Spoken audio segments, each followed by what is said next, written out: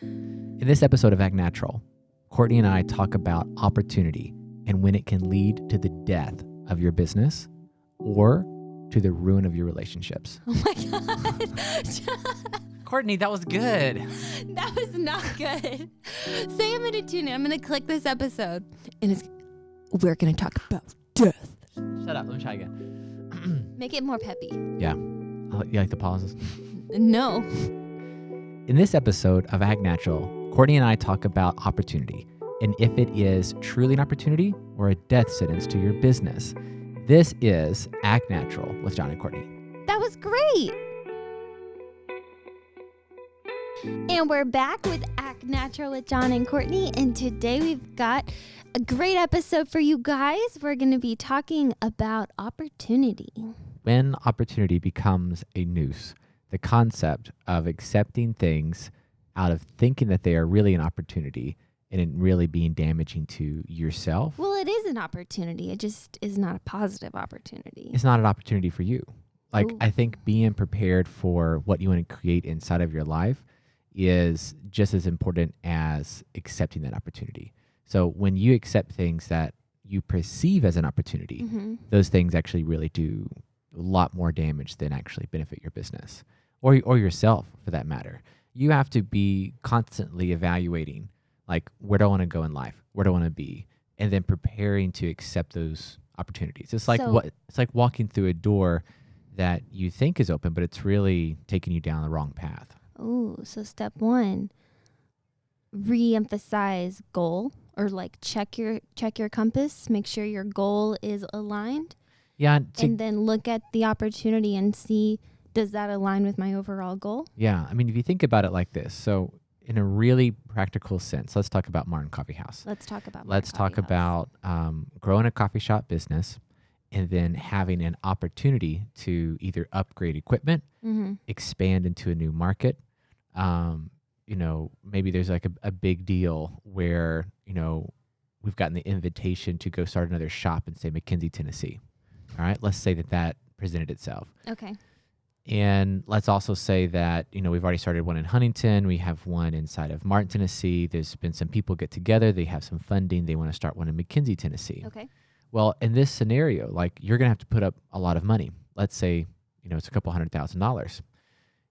Great opportunity, right? I mean, this is great. It's like an underserved area. Oh, it's another shop. We're going to be able to have a larger variety of a network. We're going to have more people coming to our type of coffee shop. But are we ready to take on $100,000? Is that really an opportunity? Or maybe a roaster. Right now there's a lot of things going on in the coffee world. People are leaving other companies and they're joining other companies. Well, let's say we got approached and said, hey, I've been roasting for X amount of time. I noticed that you guys don't have a roaster. What do you think about jumpstarting a roasting program? Well, that's a crazy opportunity. Exciting. Do you know that how hard great. you know how hard it is to find qualified people that want to join your team? So yeah, man, I mean there's a window here. And I don't want to miss out on that. And I don't want to miss out on that window. But if we were somewhere else. Yeah, and if we were to take on that, would that be good or that be bad? Another example for Fernway Fox. Right now, our media design business is growing exponentially.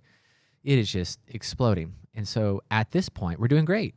We have our projects are being managed. This podcast is being produced. We have all of our clients. They're happy. We're getting more on. Well, there's an opportunity. We got a really good resume that just came in by a guy I really want to hire. I really want to hire this guy. He's really cool. I really want this to happen. Taking on that extra amount of payroll, kind of having to define what that new position would be, that would totally help us. That's an opportunity. But would taking on that extra person, expanding to that other location, taking on a roasting operation, are those things secretly a noose? Would they end the business? And it's hard when you're inside of the beginning of an enterprise or you're really passionate about something. You often see opportunity in things that are really not opportunities. Right. Just because it's there does not mean that you should take it. Yeah. People are always talking about, oh, this door just opened up to me and I just walked through it. Most of the time doors are not just open. You have to physically open the door, sometimes with force, right? To really create your own opportunity. And I think that there's a difference in that. I believe in creating your own. I believe in systematically walking through and saying, I want to be here at this time, and at this point, I'm ready to jump. Anything before that, I see as a red flag, because in the beginning, I messed up a lot. And we still do, but a rookie mistake was misidentifying where we're at, and it came in the past. It really came from me with saying, I don't know where I'm going, but I want to move forward. Right, and it was I kind of think of it as monkey flying through the jungle. You're the monkey in this case, okay? And the jungle and the different tree limbs are different opportunities. Can I not be Tarzan? I could be the monkey? Sure, you can be Tarzan. Okay. Now, this is an interesting conversation. I'm swinging from vine to vine. You're swinging vine to vine. And so you would grab onto a vine, or you would grab onto a branch, and you would use that to pull us forward. Yeah. But other times, that vine was actually a snake. And the snake would bring you tumbling down to the floor of the jungle. And I think this is a great image. I just came up with it in my head. So, but I don't think that we ever tumbled too far. Let's roll with this. I just think that sometimes whenever we grabbed onto that snake, it took us down, and we have to go in a recovery mode. And now we're looking for another vine, on our way down. Yeah. So let's use your analogy with this, because I like it. I'd be happy to. So, when you're in business or when you're trying to grow, and you can kind of remove business from the situation. You talk about personal growth, and you're wanting to be better. You want to better either your spiritual life, your mental, capability. You want to meditate more, be better with your family. You're often moving at a fast rate, because if you're going to progress to the next stage of whatever you're trying to accomplish, it takes momentum. And building that momentum to grab onto that second branch and then that fall out from under you can give you pause and hesitation. And that can get into the way of progress. So this whole journey is really about progress. It's really, how do we progress at a rate that's not going to burn us out, which we've talked about on our podcast about, burning out on some points. But really, how can I do this? Practically, how can I grow at a rate that doesn't burn me out? How can I not hesitate when there is opportunity in front of me? What's the amount of risk that I'm willing to take inside of that? And I think for me, I'm a very passionate person. I really want to build something more than I want to accomplish a title or to be named number one. I want to be in the process of building. And so I love that whole aspect of it. And so when I'm looking at a situation, there is so much quote unquote opportunity given to us every single day. There are people coming from the shop from Nashville and from Memphis that are talking to us about expanding.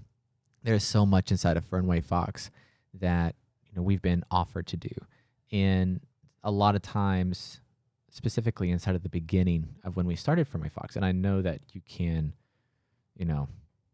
relate to this and prove this to be true, I took every single opportunity. I said yes to every single thing. You grabbed every vine. I grabbed every vine. And when maybe 30% didn't work out, I didn't pause. I just said, let's just go grab another one. And that is so exhausting to be able to do that. And what it does is it puts you inside of this, I don't know what the right term for it is, but it's almost like that same concept of diminishing return. Whenever you want to upgrade your camera gear, if you want to upgrade your espresso machine, you want to upgrade your life, and you're willing to pay for something, but it doesn't really give you extra value, right? I think that's what we're talking about with this opportunity becoming in the news. Because sometimes it's not death. Sometimes it just makes you feel better because you think that you're moving forward. Do you know what I mean? Mm-hmm. It's saying this. So, specifically inside of camera gear, and if you're a photographer, if you're in media design, I'm trying to make this relatable, but it is really relatable to us because, you can buy a $2,000 camera, $1,000 lens and be doing okay. Mm-hmm. Or you can spend $15,000 on a camera and you spend $5,000 on a lens, but you're going to take basically the same picture, and maybe the jobs that you are currently doing, they're not going to demand a camera setup that is that expensive. Right. So you have this diminishing return, right? That happens. And I think in life, a lot of times for the sake of progress, we go down these paths that we perceive as opportunity, and they cost us something. Because you're expelling energy to be able to go do this new thing that you're committed to. And it's using your time.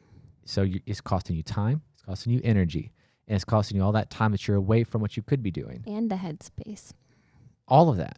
So it costs a lot, and it's really not giving you any more value than you were before. Or money. So that you value in time, value in fulfillment, value in money. So it's not giving you more value. So that concept of like, this is really a diminishing return right now. This opportunity wasn't an opportunity. I always kind of go back to myself and say, okay, what's my motive? Mm-hmm. Where am I at right now? Am I desperate? People oftentimes feel desperate for different reasons. Maybe it's money. Mm-hmm. Maybe you're inside of a situation where you don't have any control over. People that don't feel like they have control over their lives become desperate people. And anytime that you're pushed underwater, in a sense, you're going to reach and just grab anything. And I think going back to your analogy of grabbing a vine, well, you're underwater, okay? And then you're going to grab anything. So kind of accessing where you're at and saying, okay, I want to move forward in my life. I want to be able to have a better business. I'm trying to grow this company. I'm trying to do better. Am I desperate? Is that making me desperate? Because if it is, then your whole judgment's clouded. Mm-hmm. So how can you access an opportunity? And I think you need to step back a second. You need to step back, reassess. and you need to have a partner. Mm-hmm. I think like in making these major decisions inside of business and looking at saying, okay, this is a real opportunity. Ask someone else what they think, and then really listen to them. And I know so many times, Courtney, you have like looked at me and you're like, do you not know what you're saying to me right now? Do you not understand that this is not a good idea? I understand that it will make the shop prettier. I understand that it will look better. I understand that it'll be more comfortable, and it may even yield a couple of sales because they'll say that place has that and I really want that. But is that worth X many dollars that we put in? So there's a shop in Union City. It's called The Gallery. It's a really rundown shop that has a lot of really old, cool stuff in it. Love that place. And inside of that shop, I don't know if they're closed down or not. I know where you're going with this. Really cool antique safe. Was it a safe? It was it's like a safe. It was like to hold your money and your treasures and your gold doubloons. Yeah, it was like 400 pounds. I really wanted that so badly. No, it was more. I thought she said it was a ton. It might have been like a ton because it was like this old school safe. And I thought, listen, this is good for the shop. Like this is going to lead to more sales. My frame of mind. So let me just give you my headspace. Let you talk about this, and then I'm going to talk about this before you make a point, because I need people to know how serious you were about buying this safe. Okay, so fine. You go right ahead. So anything that I do, it's always super convincing way of speaking. It's going to be, this is going to lead us to the next level. This is going to progress us. Don't you understand? Like the image of this inside of our shop will give us a certain feel, and people will respond and give us more money. This is going to be a big deal for us. So whatever. I spoke in a very convincing way. But, now looking back and evaluating where I was at in my own headspace, I needed to move forward. Mm-hmm. I was in my own view of how I was doing. I was stagnating, right? It was stagnation. And to be still is to be dead. Mm-hmm. If you're not moving, you're dead. And, I felt that way. And from the inside, that's how I felt. From the outside, we were doing great at that time. We were doing fine. We just weren't moving at the rate that you wanted to be moving. Yeah. And I think it's been very difficult, and I still struggle with it now. Like, I want to go fast. I don't want to pause. Bobby. Yeah, I just want to go fast. I'm going to go fast. I'm going to go real fast. Shake and bake. Okay. So all the time, I'm trying to evaluate where I'm at. And so I lean on you in that way. And I think having a partner that can help you evaluate if this opportunity is really an opportunity, mm-hmm. or if it's almost like a trap. And you need to view it that way. Mm-hmm. You need to view these things as... Is it a snake that's going to bite you? Yeah. Is it a vine or a snake? Oh, goodness. I'm sorry. You do. And so let me just lay this out, and then I want you to talk about the safe story. I do. It's a difficult thing to be able to evaluate where you're at, understand what your motives are. Are you desperate? Are you not? Why are you moving? Why are you not? And then going to your partner and then listening to your partner say that. And then going when it's time to go, but not letting the failed experiences of the past give you pause or hesitation in that way. Because when opportunity is there, you must strike. You must strike. And I don't think that you can always be prepared for it. But this balance is a very difficult thing, is a very important thing to understand inside of evaluating this opportunity and knowing, can you make that jump at that time? Absolutely. I have something to say on that, but first I want people to know this story.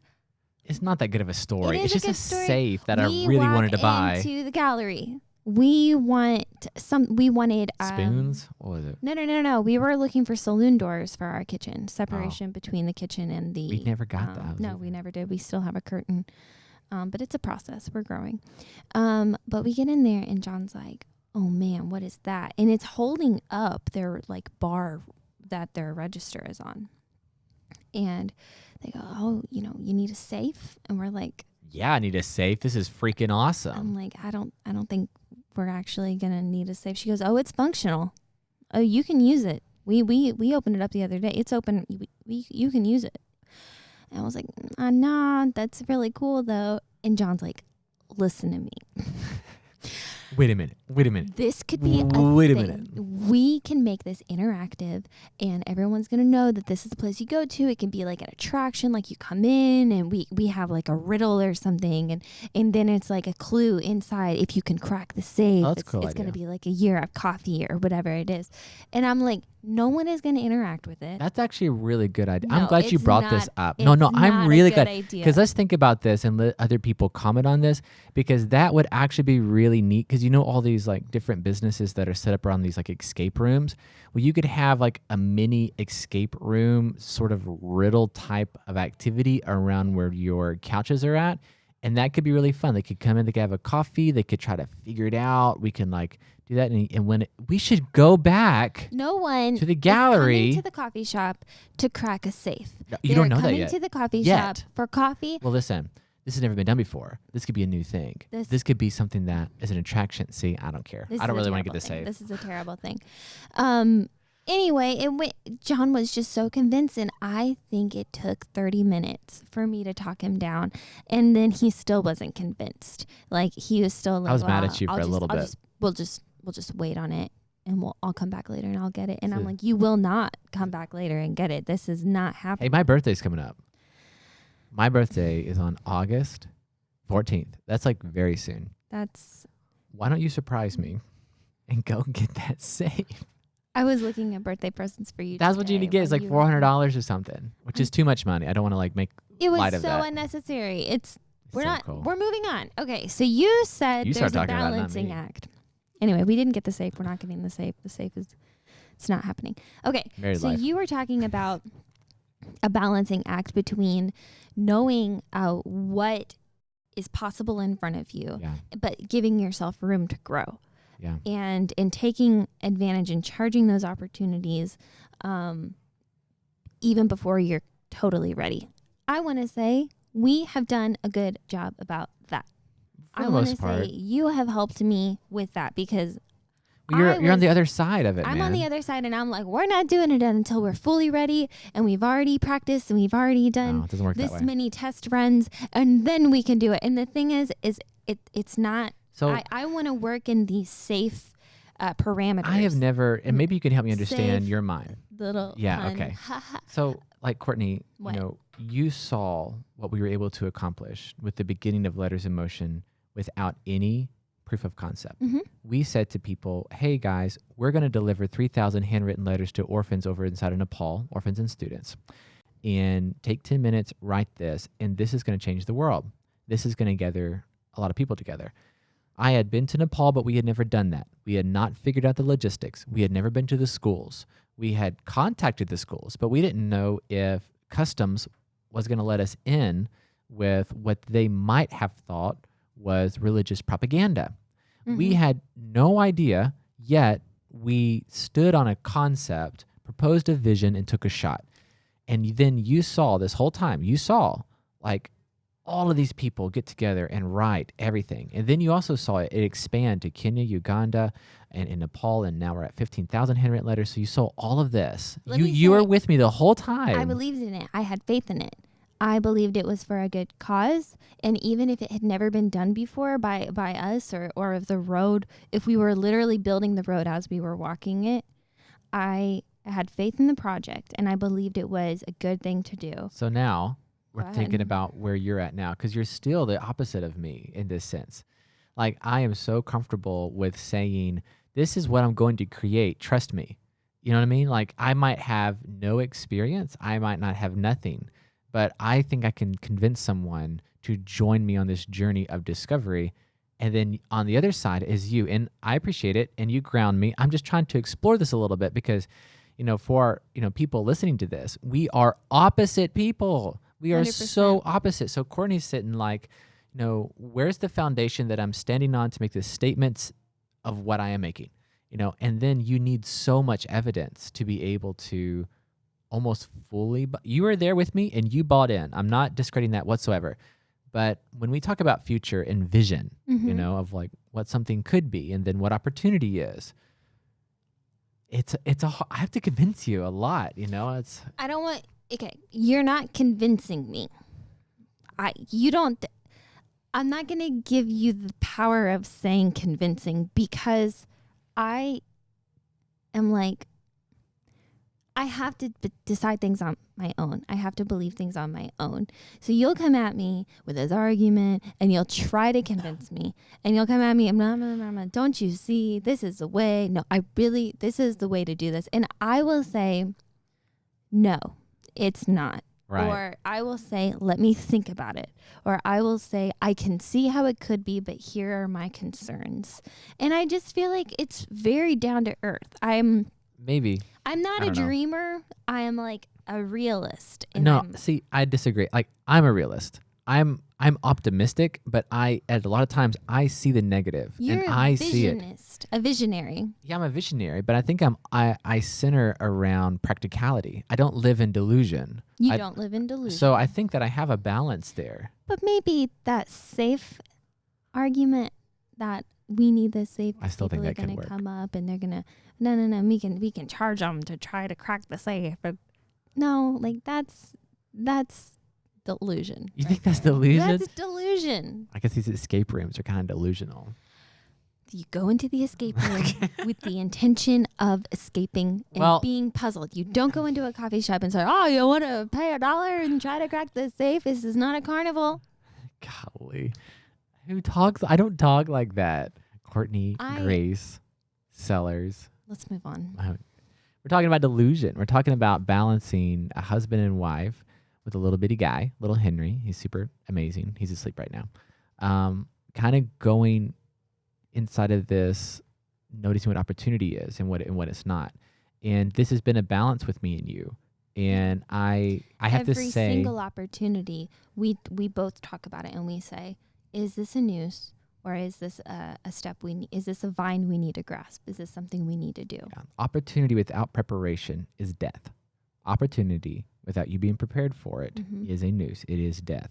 And living a life and operating a business instead of preparing for greater things is necessary. And I think that's the real concept about having someone like me be with someone like you, is constantly being prepared for that door that we're trying to knock open, and then see an opportunity when it's really there because we've been prepared for it.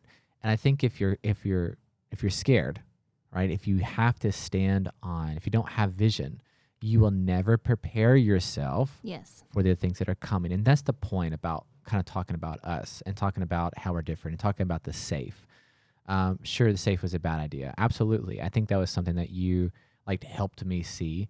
I hate sometimes how emphatic I can become about a project. It's so dogmatic in a way. I don't like that word, but it is very extreme, and it's very, this is my life. This is everything. I will build an empire on this freaking safe. This will be see, it gets too much, right? It's like, it's way too much. You are like, you really believe it, and and that's the thing that's is that a beautiful, beautiful thing. I don't doubt anything. I don't know what it is. I failed so much in my life. I've had businesses that have not worked out. We've had programs that were working and then we had to end. But I don't doubt. I believe inside of putting things out into the universe and working your butt off, and then you'll be rewarded for that.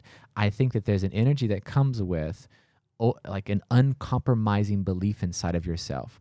And I honestly believe that you can create anything for yourself, in that sometimes having doubt and having that really balance holds you back. And I feel like that paralyzes a lot of people. And so I'm very cautious with like using like you as a counterbalance. I've struggled. Now I really respect it. But in the beginning of our relationship, while we were growing businesses and programs and nonprofits, it was, why am I being questioned? I had a lot of ego. I still have some ego. I'm not going to lie.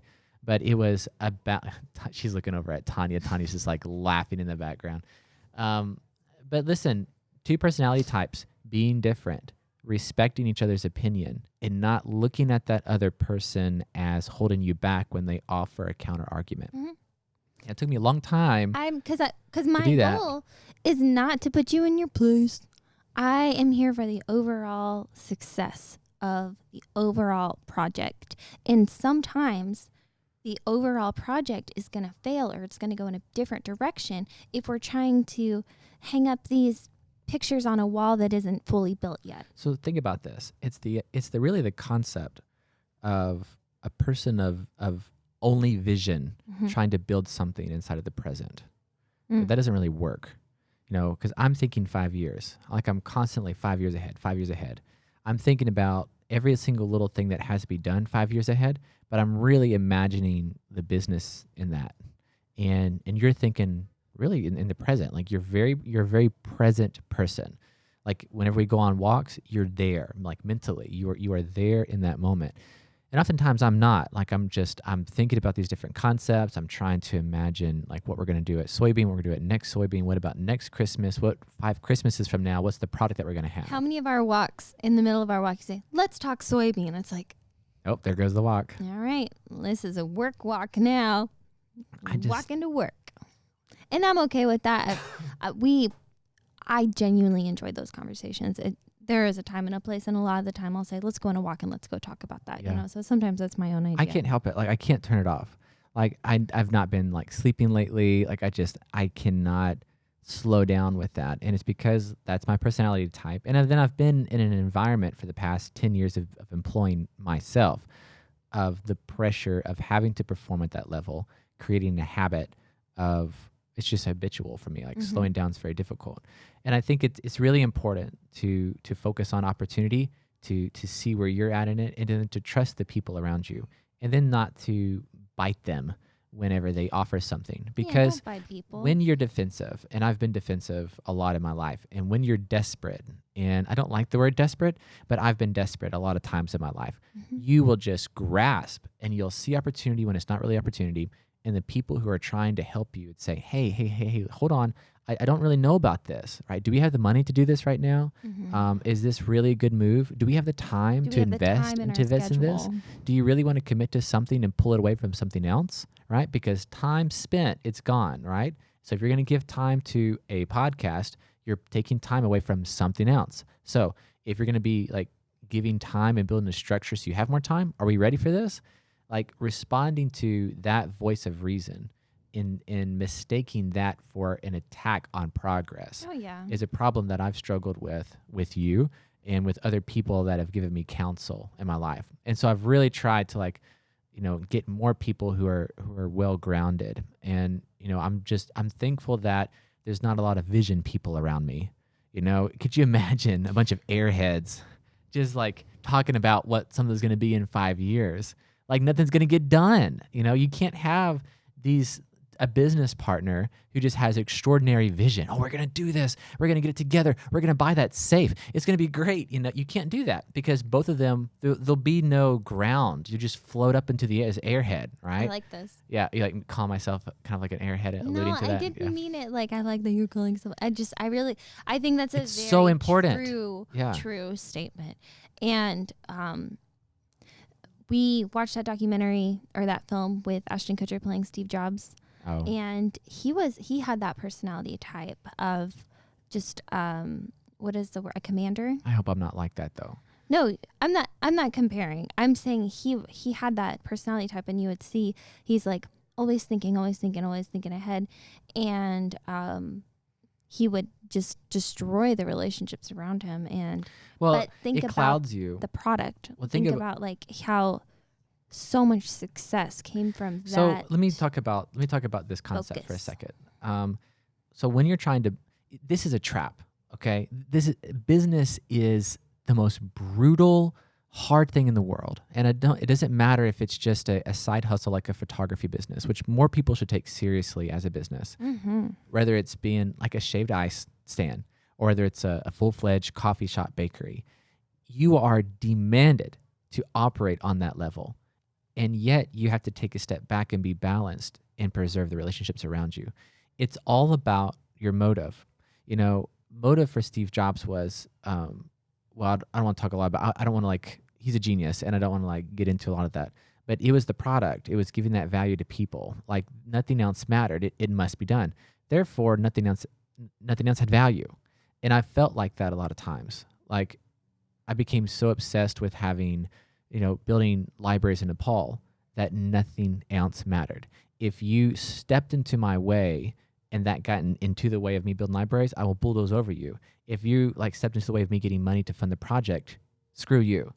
And that ruined a lot of relationships that I had because my one thing that I wanted was not centered around giving value to the people around me. It was not gathering a team to work together to a common goal. It was, I must accomplish this one thing. Mm-hmm. Therefore, that's the most important thing. And when you have a business, sometimes that's a really difficult place to be in, because you're demanded to sell a product to make money, to be able to eat and to be able to have lights on and water. And obsession, I think, is required in a successful business. But how do you go back and forth? My personality type, I want a problem so complicated that it demands obsession. But to have a problem that complicated means that I'm never going to have balance, and that it puts in jeopardy all the relationships around me. You know what I mean? Right. So people who have a lot of opportunity are people who are doing a lot, and people who want to progress themselves have a lot of this perceived opportunity.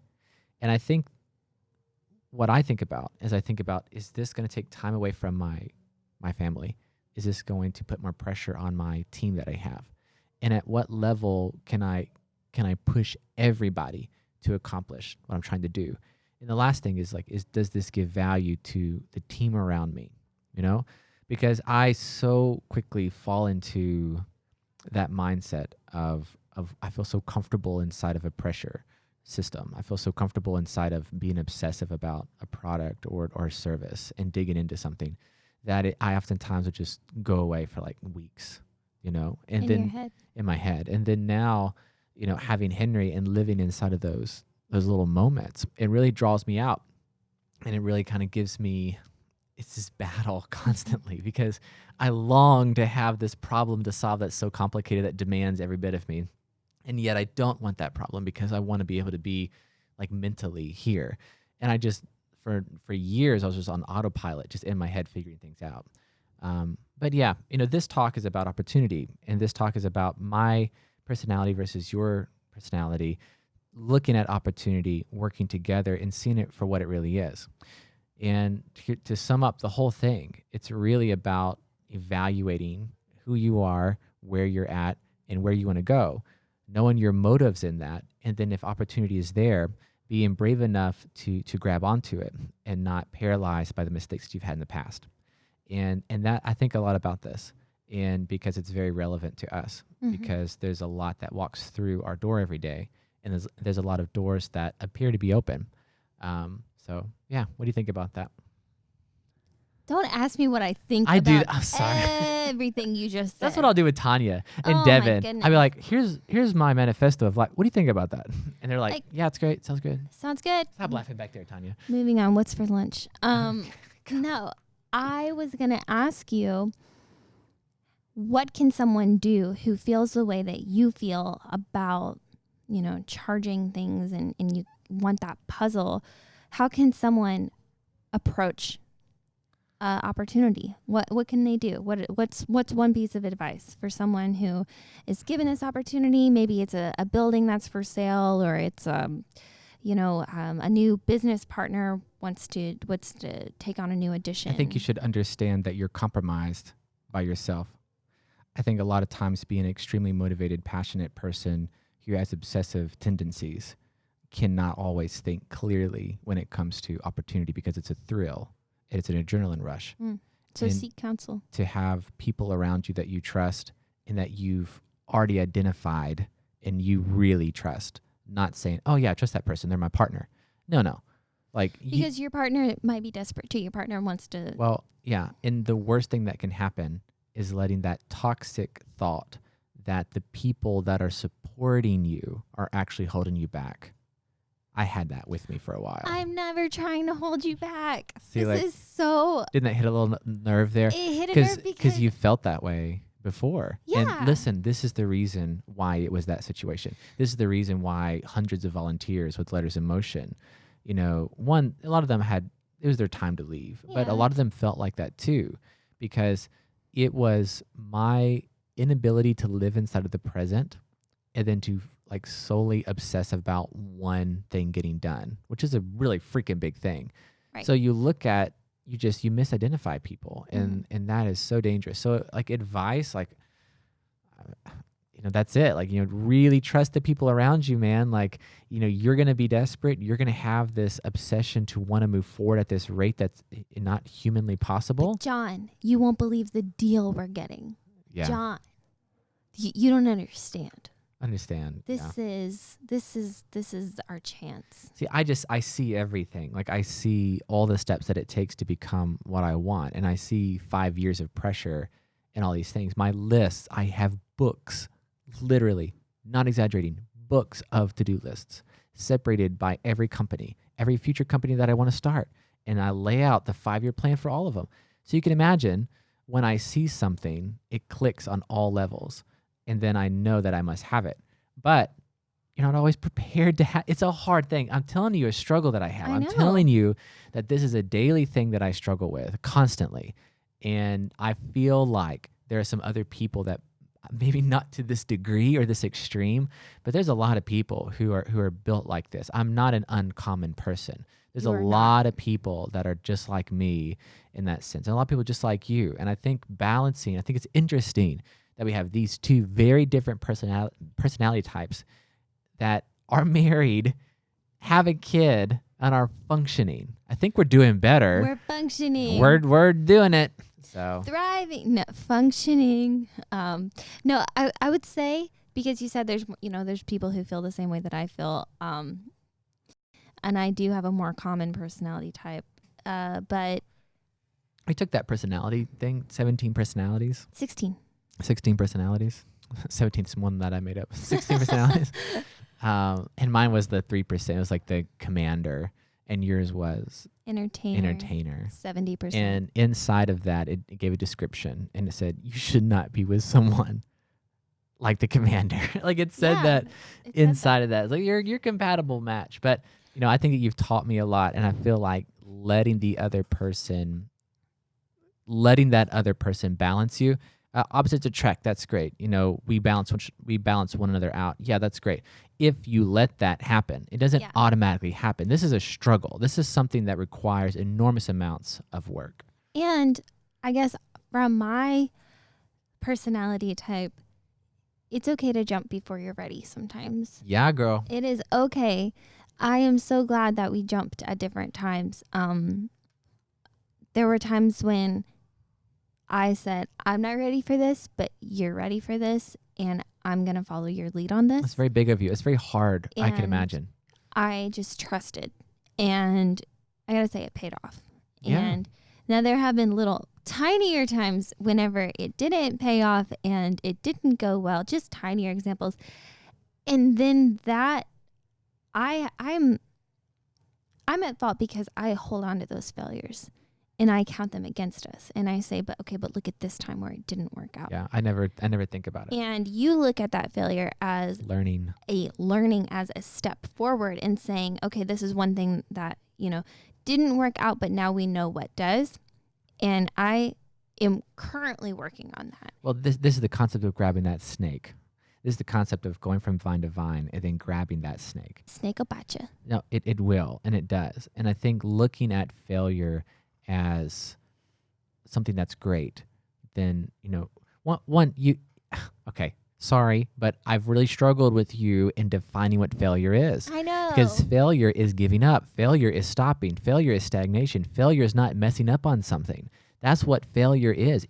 Failure is necessary to be successful. Failure is necessary. I agree with you. It's to be something huge, but there's a difference inside of agreeing and then having that a part of who you are. Because I still see failure as something that isn't perfect. No, like who cares? If it's Screw not perfection. Perfect, Screw that. Failure. Who cares? Who cares about what perfection is? It doesn't exist. I agree with you. Do you know what exists? I just wish that I could adapt that mentality. Well, just believe it. Just do it. Just do it. Yeah, you always hate it when I do that. Like I believe in a mindset. I'm so nervous about this. Well, don't be. Well, no, that's how I operate. Like if something bothers me, I don't done. I work through it. Henry's gonna be like, I was in love and she left me for someone else, and I'll never find love again. And John will just say, well, then get over it. I believe in the last that we can end this podcast because I want to save this fear of failure for another podcast. Okay. I have really strong opinions on this, and I believe it's a very vital thing to understand, a concept to understand. We'll save it for because later. we in our educational system are taught to hate failing. We are taught an opposite of what we should be taught inside of the response to what failure is. We have defined it culturally as something that it is not, and I feel very strongly that people are not set up to fail. Welcoming failure is vital to becoming successful. I think having strong mental health is successful when you have a good relationship with failure. When you say to yourself that it's okay, I have permission. I'm not going to worry about that grade. I'm not going to look at what opinions are. I'm not going to judge myself by my failures, but the times that I get up from them. And I know that might sound generic, but it's not. I am so strong, like emotionally, because I do not fear that. It's not a part of my identity to worry about that. And I don't hold on to anything of my past. It's over. Like if we ever have a fight, it's over. Like the fight, from the minute that it's done, I forget it. It's out of my mind. Because why would I let that baggage build up? I'm carrying so much weight on me. I'm carrying so much. Why would I let these little things build up? Just shed them, move on, free up the bandwidth, and focus on what's most important. And I will say that really helps, like our working relationships, because if there is something that you need to address, you're just like, okay, we're going to talk about this. We're going to correct the problem, and we're going to move on from it. And there are other leaders who would struggle with that, and they would say, I really need to talk to Tanya about not doing such a terrible job. She's just looking at us, not doing such a terrible job all the time. But you'll just say, Tanya, what's going on? We need to talk about this. And then Tanya will just be like, cool. Yeah. And then we'll just move on, and it'll be over. And then the next time we see Tanya, we'll be like, Tanya. And she'll be like, oh my God. I hate the box that people put them in when they want to avoid conflict. And what they end up doing is doubling and tripling the conflict. They'll make the problem so much worse, and they'll just go on for such a long time. It's the reason I can't watch any movies. I know. I have such a problem. Just tell her how you feel. Like I did with you when we first met. I told you how I felt. I told you what I wanted. There was no mystery there. You were just like, boom. Just state it. Put it in the atmosphere. Solve the problem. I have feelings for you, and I would like to pursue a relationship. I do understand if you're not ready for that, but I'm going to wait until you are. What? That's what happened. That's what John told me. And I was like, cool. Okay. Well, anyway, this is a talk about... I would also like to say that Tanya never does a terrible job at anything. Yeah, she's perfect. She really is perfect. Never fails. So this is a talk about opportunity, noticing where it is, seeing it for what it is, trusting the partners around you to help you evaluate that. And that's one of the most important things in growing, like I believe personally, and then specifically inside of business. So yeah, this has been great. This has been Act Natural with John and Courtney. So tune in next time where we talk about failure or whatever we end up talking about. Hopefully it's failure. I like talking about failure. So, okay. See you later, guys. Bye.